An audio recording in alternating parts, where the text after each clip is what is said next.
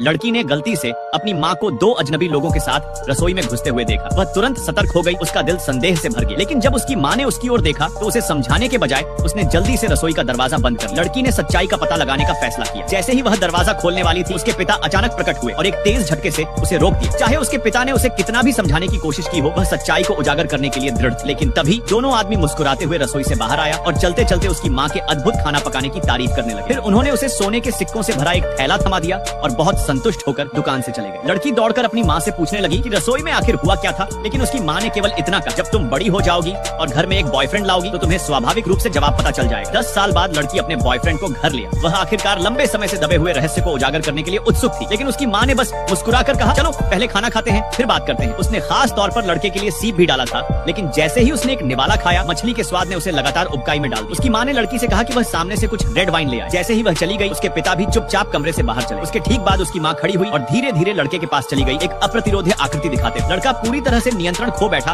और सीधे रसोई में उसके पीछे चला। इस बीच लड़की शराब लेकर वापस आई, लेकिन खाने की मेज खाली। पूरे 3 घंटे बीतने के बाद उसकी माँ थकी हुई दिखी और उसे प्रार्थना की माला थमाते हुए कहा कि यह लड़के की ओर से विदाई उपहार है। लड़की ने उसे तुरंत पहचान लिया, यह उनके प्यार की निशानी थी। इसे केवल वही लौटा सकता है जो रिश्ता तोड़ना चाहता। वह चाहे जितना भी सोचती, उसे समझ नहीं आती थी। अगली सुबह उसने अपने प्रेमी को सीप की दुकान पर वापस आते देखा। वह उससे भिड़ने के लिए दौड़ी, लेकिन लड़का नाराज दिख रहा। उसने उसे धक्का देकर जमीन पर गिरा